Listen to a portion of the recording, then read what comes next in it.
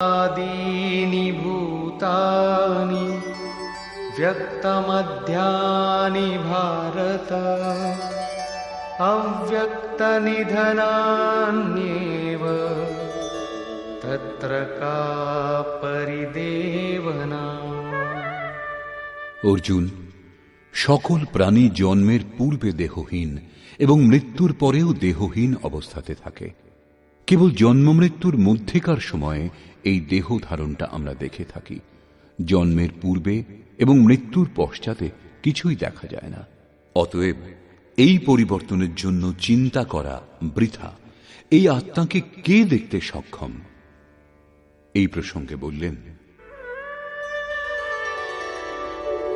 आश्चर्यवत् पश्यति कश्चिदेनम् आश्चर्यवद् वदति तथैव चान्यः आश्चर्यवच्चैनमन्यः शृणोति श्रुत्वाप्येनं वेद न चैव कश्चित्।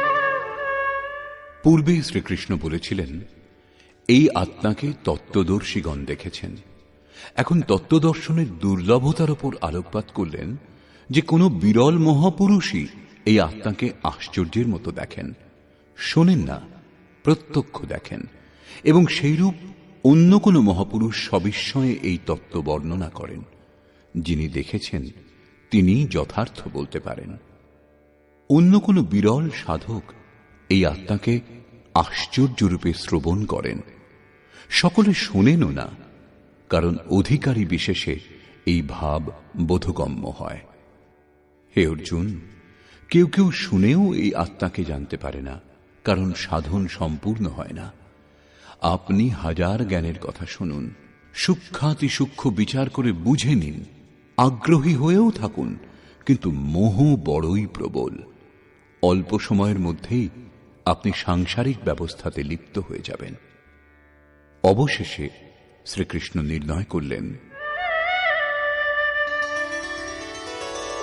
দেহি নিত্যমবধ্যোয়ম দেহে সর্বস্য ভারত তস্মাৎ সর্বাণি ভূতানি ন ত্বং শোচিতুমর্হসি।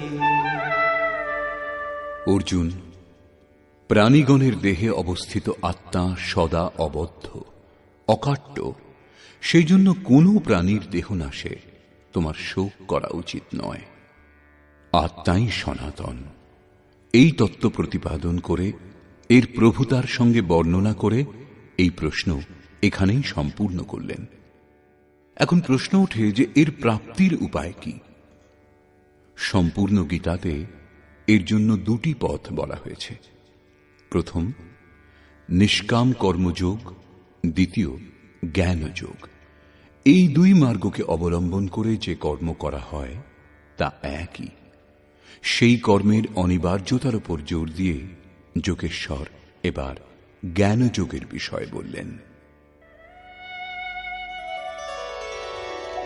স্বধর্মমপি চাবেক্ষ ন বিকম্পিতুমর্হসি ধর্ম্যাদ্ধিযুদ্ধা শ্রেয়োন্যৎ ক্ষত্রিয়স্য ন বিদ্যতে। হে অর্জুন, স্বধর্ম লক্ষ্য করেও তোমার ভীত হওয়া উচিত নয়, কারণ ধর্মসঙ্গত যুদ্ধ অপেক্ষা কল্যাণকর ক্ষত্রিয়ের জন্য আর কিছুই নেই। এ যাবৎ আত্মা শাশ্বত, আত্মা সনাতন, এটাই একমাত্র ধর্ম বলা হয়েছে। এখন এই স্বধর্ম কি? ধর্ম একমাত্র আত্মা। তাহলে ধর্মাচরণ কি? কারণ আত্মা অচল, স্থির। এই আত্মপথে প্রবৃত্ত হবার ক্ষমতা প্রত্যেক ব্যক্তির পৃথক পৃথক হয়। স্বভাবজাত এই ক্ষমতাকেই স্বধর্ম বলা হয়েছে। এই একমাত্র সনাতন আত্মিক পথের পথিক সাধকদের মহাপুরুষগণ তাদের স্বভাবজাত ক্ষমতা অনুযায়ী 4টি শ্রেণীতে ভাগ করেছেন: শূদ্র, বৈশ্য, ক্ষত্রিয় এবং ব্রাহ্মণ। সাধনার প্রারম্ভিক অবস্থাতে প্রত্যেক সাধক শূদ্র অর্থাৎ অল্পজ্ঞ হয়।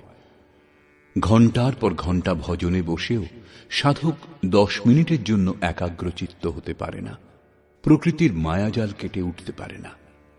এই অবস্থায় কেবল মহাপুরুষের সেবা দ্বারা স্বভাবে সদ্গুণের সঞ্চার হয় এবং তখন সাধকের স্থিতি বৈশ্য শ্রেণীর হয়। আত্মিক সম্পত্তি স্থির সম্পত্তি। সাধক ধীরে ধীরে এর সংগ্রহ ও গোপালন অর্থাৎ ইন্দ্রিয় সমূহের সুরক্ষা করতে সমর্থ হয়। কাম, ক্রোধ ইত্যাদি থেকে ইন্দ্রিয়ের হিংসা হয় এবং বিবেক বৈরাগ্যের মাধ্যমে এদের সুরক্ষা হয়। কিন্তু প্রকৃতিকে নির্বীজ করবার ক্ষমতা তার মধ্যে এখনো হয় না। ক্রমশ উন্নতি করতে করতে সাধকের অন্তরে ত্রিগুণকে খণ্ডন করবার ক্ষমতা এসে যায়। এই স্তর থেকেই সাধক প্রকৃতি ও তার বিকার সমূহকে বিনষ্ট করার ক্ষমতা লাভ করেন। এই জন্য যুদ্ধ এখান থেকেই শুরু হয়। ক্রমশ সাধক সাধনা সম্পূর্ণ করে ব্রাহ্মণত্বে পরিবর্তিত হন। তখন মনকে শান্ত রাখা, ইন্দ্রিয় দমন, চিন্তার নিরবচ্ছিন্ন ধারা, সরলতা, অনুভব, জ্ঞান ইত্যাদি লক্ষণ সাধকের মধ্যে স্বাভাবিকভাবে দেখা যায়। এদের অনুষ্ঠান করে পথ অতিক্রম করে ক্রমশ তিনি ব্রহ্মত্ব লাভ করেন, যেখানে পৌঁছে তিনি ব্রাহ্মণও থাকেন না। বিদেহ রাজা জনকের সভায় মহর্ষি যাজ্ঞবল্ক্য চাক্রায়ণ, উশস্তি, কহল, আরুণী, উদ্দালক এবং গার্গীর প্রশ্নের সমাধান করে বলেছিলেন, যিনি আত্মদর্শী এবং নিজের পূর্ণতা দেখেছেন তিনিই ব্রাহ্মণ। এই আত্মাই লোক, পরলোক ও সমস্ত প্রাণীগণকে অন্তর থেকে নিয়ন্ত্রিত করে চলেছে। সূর্য, চন্দ্র, পৃথিবী, জল, বায়ু, অগ্নি, তারাগণ, অন্তরিক্ষ, আকাশ এবং প্রতিক্ষণ এই আত্মার দ্বারাই অনুশাসিত। এই আত্মা অন্তর্যামী অমৃত। আত্মাই অক্ষর, এছাড়া বাকি সবই বিনাশশীল। যে ব্যক্তি এই জগতে এই অক্ষরকে না জেনে হোম করে, তপস্যা করে, হাজার হাজার বছর পর্যন্ত যজ্ঞ করে, তার এই সকল কর্ম নিষ্ফল হয়ে যায়। যদি কোনো ব্যক্তি এই অক্ষরকে না জেনে প্রাণত্যাগ করে, তবে সে দয়ার পাত্র। যিনি এই অক্ষরকে জেনে মৃত্যুবরণ করেন তিনি ব্রাহ্মণ। অর্জুন ক্ষত্রিয় শ্রেণীর সাধক ছিলেন। শ্রীকৃষ্ণ বলছেন, ক্ষত্রিয় শ্রেণীর সাধকের জন্য যুদ্ধ অপেক্ষা কল্যাণকর আর কোনো পথই নেই। প্রশ্ন ওঠে যে ক্ষত্রিয়কে? প্রায় লোকে এর অর্থ সমাজে জন্ম থেকে উৎপন্ন ব্রাহ্মণ, ক্ষত্রিয়, বৈশ্য, শূদ্র জাতি থেকে বোঝে। এদেরই 4টি বর্ণ বলে মেনে নেওয়া হয়েছে। কিন্তু না, শাস্ত্রকার স্বয়ং বলেছেন ক্ষত্রিয় কে, বর্ণ কি। এখানে তিনি কেবল ক্ষত্রিয়ের নাম নিয়েছেন এবং এর পরে 18 অধ্যায় পর্যন্ত এই প্রশ্নের সমাধান প্রস্তুত করেছেন যে বস্তুত এই বর্ণ কি এবং কিভাবে বর্ণের পরিবর্তন হয়। শ্রীকৃষ্ণ বলেছেন, চাতুর্বর্ণ্যং ময়া সৃষ্টম, 4 বর্ণের সৃষ্টি আমি করেছি। তবে কি মানুষকে আরেকজন মানুষ থেকে পৃথক করেছেন? শ্রীকৃষ্ণ বলছেন, না, গুণ কর্ম বিভাগশ, গুণের মাধ্যমে কর্মকে 4 ভাগে বিভক্ত করেছি। এখন দেখতে হবে যে কি সেই কর্ম যাকে ভাগ করা হয়েছে। গুণ পরিবর্তনশীল। সাধনার উচিত আচরণ দ্বারাই তামসিক থেকে রাজসিক এবং রাজসিক থেকে সাত্ত্বিক গুণে উত্তরণ হয়, অবশেষে ব্রাহ্মণ স্বভাব হয়ে যায়। সেই সময় সাধকের মধ্যে ব্রহ্মত্ব লাভের সমস্ত যোগ্যতা বিদ্যমান থাকে। বর্ণ সম্বন্ধীয় প্রশ্ন এখান থেকে আরম্ভ করে 18 অধ্যায়ে গিয়ে পূর্ণ হয়েছে। শ্রীকৃষ্ণের অনুসারে শ্রেয়ান স্বধর্ম বিগুণা পরধর্মাৎ স্বনুষ্ঠিতাৎ, স্বভাবজাত এই ধর্মে প্রবৃত্ত হবার ক্ষমতা যে স্তরেরই হোক না কেন, তা গুণহীন শূদ্র শ্রেণীরও যদি হয় তাহলেও পরম কল্যাণ করে। কারণ আপনি ক্রমশ সেখান থেকেই উত্থান করবেন। সাধক নিজের থেকে উচ্চ স্তরের ব্যক্তির নকল করে নষ্ট হয়ে যায়। অর্জুন ক্ষত্রিয় শ্রেণীর সাধক ছিলেন। সেই জন্য শ্রীকৃষ্ণ বললেন, অর্জুন, স্বভাব থেকে উৎপন্ন এই যুদ্ধে প্রবৃত্ত হবার নিজের ক্ষমতা লক্ষ্য করেও তোমার ভীত হওয়া উচিত নয়। এর থেকে শ্রেষ্ঠ অন্য কোনো কল্যাণকর কার্য ক্ষত্রিয়ের জন্য নেই। এরই ওপর আলোকপাত করে পুনরায় যোগেশ্বর বললেন, यदृच्छया चोपपन्नं स्वर्गद्वारमपावृतं सुखिनः क्षत्रियाः पार्थ लभन्ते युद्धमीदृशम्। পার্থিব দেহকে রথ বানিয়ে অব্যর্থ লক্ষ্যভেদী অর্জুন অনায়াস প্রাপ্ত উন্মুক্ত স্বর্গদ্বার সদৃশ এই প্রকার যুদ্ধ ভাগ্যবান ক্ষত্রিয়গণে লাভ করেন। ক্ষত্রিয় শ্রেণীর সাধকের মধ্যে ত্রিগুণের প্রভাব থেকে মুক্ত হওয়ার ক্ষমতা থাকে। তার জন্য স্বর্গদ্বার খোলা থাকে, কেননা দৈবী সম্পদ সম্পূর্ণভাবে অর্জিত সেই সাধকের মধ্যে স্বরে বিচরণ করবার ক্ষমতা চলে আসে। একেই বলে উন্মুক্ত স্বর্গের দ্বার। ক্ষেত্রজ্ঞের এই যুদ্ধ ভাগ্যবান ক্ষত্রিয়গণই লাভ করে থাকেন, কারণ তাদের মধ্যেই এই সংঘর্ষে প্রবৃত্ত হওয়ার ক্ষমতা থাকে। সংসারে যুদ্ধ হয়েই থাকে। কখনো কখনো বিশ্বের রাষ্ট্রগুলি একত্রিত হয়ে যুদ্ধ করে, প্রত্যেক জাতি যুদ্ধ করে, কিন্তু শাশ্বত বিজয় বিজিত ব্যক্তিও লাভ করতে পারে না। এসব পরস্পর বিরোধী মনোভাবের সংঘর্ষ মাত্র। যে যাকে যতটা দমন করে, কালান্তরে তাকেও ততটাই দমিত হতে হয়। এই বিজয় কি ধরনের? যাতে ইন্দ্রিয় সমূহকে নিস্তেজ করবার শোক থাকছেই, সে সেই দেহও নষ্ট হয়ে যায়। ক্ষেত্রজ্ঞের সংঘর্ষই বাস্তবিক সংঘর্ষ। এতে একবার জয় করলে সর্বদার জন্য প্রকৃতির নিরোধ ও পরম পুরুষ পরমাত্মার প্রাপ্তি হয়। এই বিজয় এমন, যার পর পরাজয় নেই।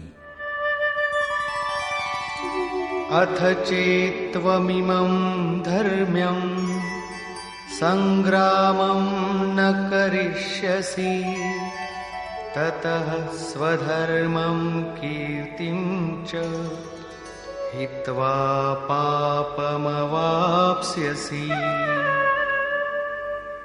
আর যদি তুমি এই ধর্মযুক্ত সংগ্রাম অর্থাৎ শাশ্বত সনাতন পরম ধর্ম পরমাত্মায় স্থিতি লাভ করবার জন্যে ধর্মযুদ্ধ না করো, তাহলে স্বধর্ম অর্থাৎ স্বভাবজাত সংঘর্ষ করবার ক্ষমতা, ক্রিয়াতে প্রবৃত্ত হওয়ার ক্ষমতা হারিয়ে পাপ অর্থাৎ গমনাগমন ও অপকীর্তি প্রাপ্ত হবে।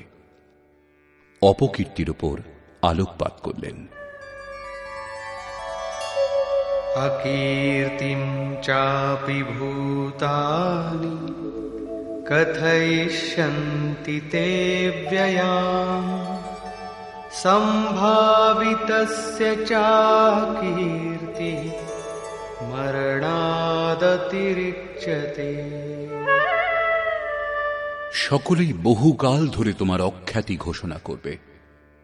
যে মহাত্মাগণ পদচ্যুত হয়েছেন, আজও তাদের নাম যেমন বিশ্বামিত্র, পরাশর, নিমি, শৃঙ্গী ইত্যাদির নাম উল্লেখ করা হয়। বহু সাধক নিজ ধর্মের বিচার করেন, চিন্তা করেন যে লোকে আমাকে কি বলবে। এই ধরনের ভাবও সাধনায় সহায়ক হয়। এইরূপ চিন্তা সাধনাতে প্রবৃত্ত থাকার প্রেরণা দেয়। কিছুদূর পর্যন্ত এইরূপ ভাব সঙ্গ দেয়। সম্মানিত ব্যক্তির পক্ষে অপকীর্তি মৃত্যু থেকেও বেশি দুঃখদায়ক।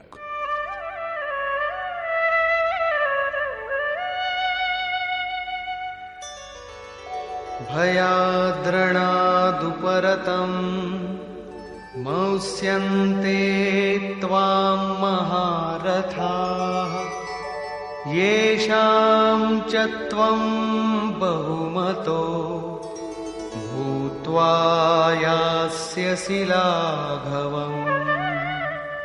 তুমি যাদের দৃষ্টিতে সম্মানিত ছিলে, সেই মহারথীগণ মনে করবেন তুমি ভয় পেয়ে যুদ্ধ থেকে নিবৃত্ত হয়েছ। মহারথীকে যিনি এই পথে কঠোর পরিশ্রম করে অগ্রসর হন তিনিই মহারথী। এই প্রকার ততটাই পরিশ্রম করে অবিদ্যার দিকে আকৃষ্ট করে যে কাম, ক্রোধ, লোভ, মোহ ইত্যাদি রিপুগুলিও মহারথী। যারা তোমাকে সম্মান করতেন যে এই সাধক প্রশংসনীয়, তুমি তাদের দৃষ্টিতে ছোট হয়ে যাবে। শুধু তাই নয়, উপরন্তু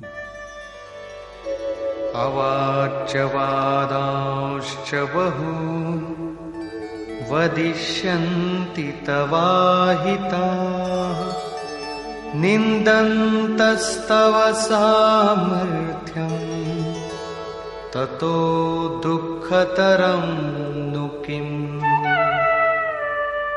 শত্রুগণ তোমার পরাক্রমের নিন্দা করে বহু অকথ্য বচন বলবে। একটা কোনো দোষ দেখতে পেলেই চারিদিক থেকে অজস্র নিন্দা ও নানান দোষারোপ হতে থাকে, অকথ্য কথনও হয়ে থাকে। এর থেকে हतो वा प्राप्स्यसि स्वर्गम् जित्वा वा भोक्ष्यसे महीम् तस्मादुत्तिष्ठ कौन्तेय युद्धाय कृतनिश्चयः। এই যুদ্ধে নিহত হলে তুমি স্বর্গ লাভ করবে, স্বরে বিচরণ করবার ক্ষমতা লাভ করবে, শ্বাসের বাইরে প্রকৃতিতে বিচরণ করবার ধারাগুলি নিরুদ্ধ হয়ে যাবে।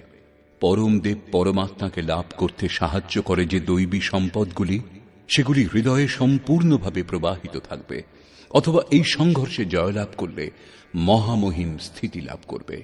অতএব অর্জুন, যুদ্ধের জন্য দৃঢ় সংকল্প করে উত্থিত হও। প্রায় লোকে মনে করে এই শ্লোকের অর্থ এই যুদ্ধে মৃত্যু হলে স্বর্গে যাবে ও জয়লাভ করলে পৃথিবীর ভোগ উপভোগ করবে। কিন্তু আপনার স্মরণ হবে যে অর্জুন বলেছিলেন, ভগবান, শুধু পৃথিবীর নয়, পরন্তু ত্রৈলোক্যের সাম্রাজ্য এবং দেবতাদের অধিপতির পদ অর্থাৎ ইন্দ্রপদ লাভ হলেও আমি সেই উপায় দেখছি না যা আমার ইন্দ্রিয় সমূহের বিষাদ দূর করতে পারে। যদি এই সবই লাভ হবে তবে হে গোবিন্দ, আমি যুদ্ধ করব না। যদি এর পরেও শ্রীকৃষ্ণ বলতেন, অর্জুন, তুমি যুদ্ধ করো, জয়লাভ করলে পৃথিবীর ভোগ উপভোগ করবে, পরাজয় হলে স্বর্গে বাস করবে, তাহলে শ্রীকৃষ্ণ দিচ্ছেনই বা কি? অর্জুন এর থেকে শ্রেষ্ঠ যে সত্য, শ্রেয়